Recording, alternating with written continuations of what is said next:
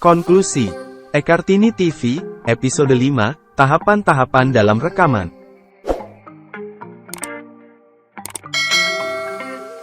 Suara musik dari alat pemutar musik yang kita dengar merupakan suara yang diputar ulang. Suara tersebut berbentuk file audio dengan berbagai macam format seperti DAT, MP3 dan AAC. Sebelum dapat dinikmati, file audio tersebut mengalami beberapa tahapan sebagai berikut. 1. Pembuatan konsep. Musik yang siap direkam dibahas terlebih dahulu oleh pemain musik dan sound engineer. Dalam tahap ini seluruh proses rekaman sampai pembuatan master akan dibuat konsepnya.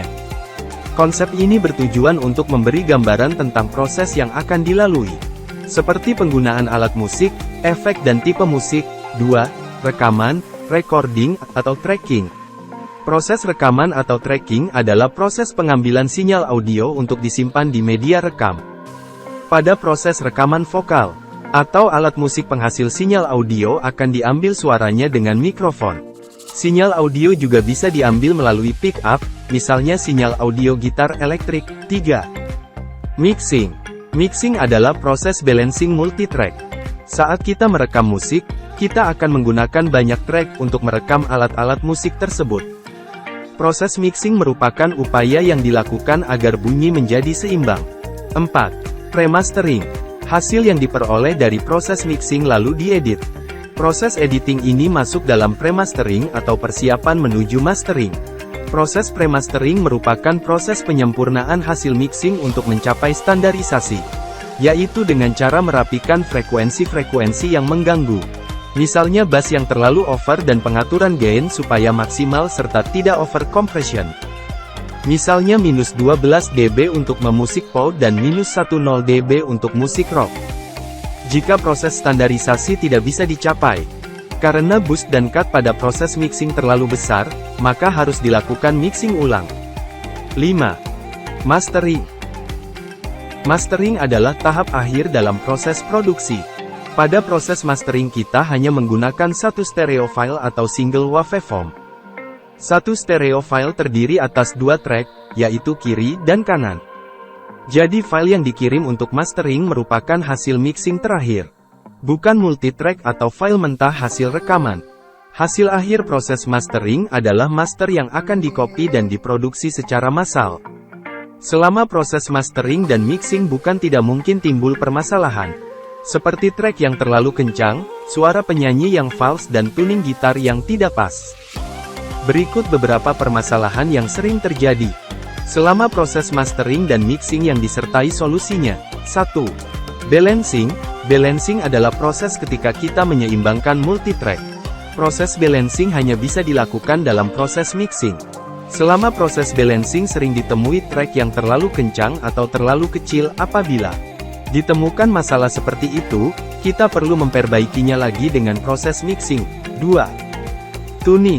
Masalah seperti tuning seperti vokal yang false dan tuning gitar yang tidak pas sering ditemui selama proses mastering. Pada saat proses mastering masalah-masalah tersebut sudah tidak dapat diperbaiki lagi. Proses perbaikan tuning hanya bisa dilakukan saat proses mixing. Oleh karena itu, pastikan not-not yang terdengar false sudah ditune sebelum dibawa ke tahap mastering. 3. Sound kurang bersih. Ada kalanya sound hasil mixing terdengar kurang bersih, padahal sudah diekualisasi dan difilter. Masalah ini dapat diatasi pada proses mastering. 4. Sound kurang lebar.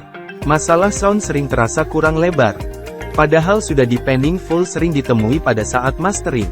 Akan tetapi, kita tidak perlu khawatir sebab pada tahap mastering, sound-sound masih dapat diedit agar lebih lebar. 5. Frekuensi saling bertabrakan. Kadang kita memiliki 100 track rekaman, bahkan bisa lebih. Padahal, track rekaman di atas 100 menimbulkan frekuensi yang saling bertabrakan satu sama lain. Masalah ini dapat diatasi pada proses mastering dengan membuka frekuensi. Apabila ini dilakukan, bunyi alat-alat musik akan terdengar lebih jelas. 6. Loudness level.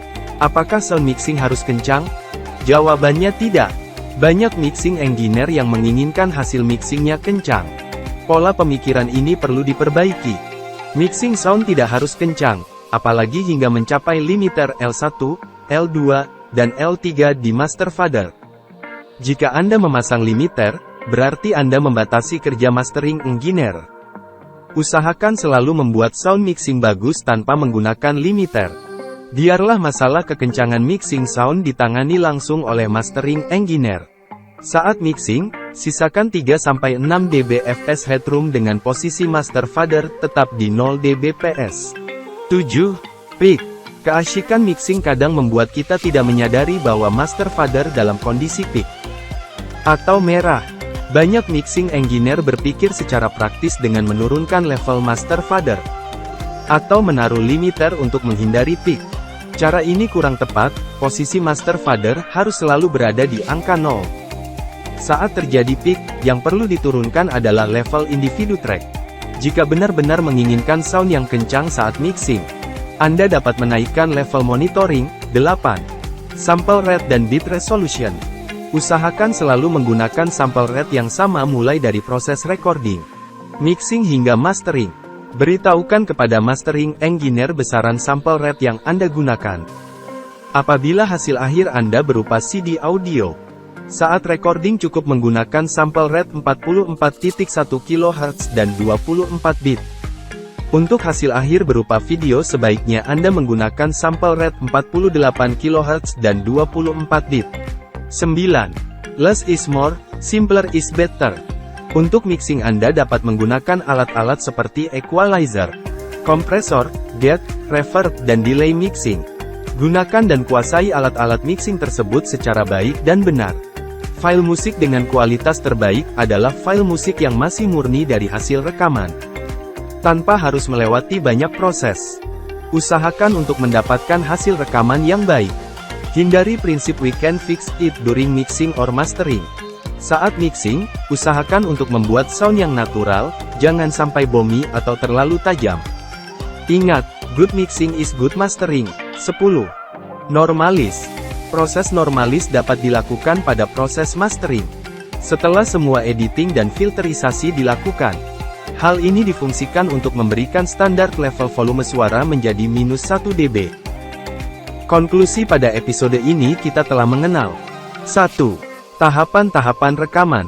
2. Macam-macam permasalahan dalam tahap rekaman.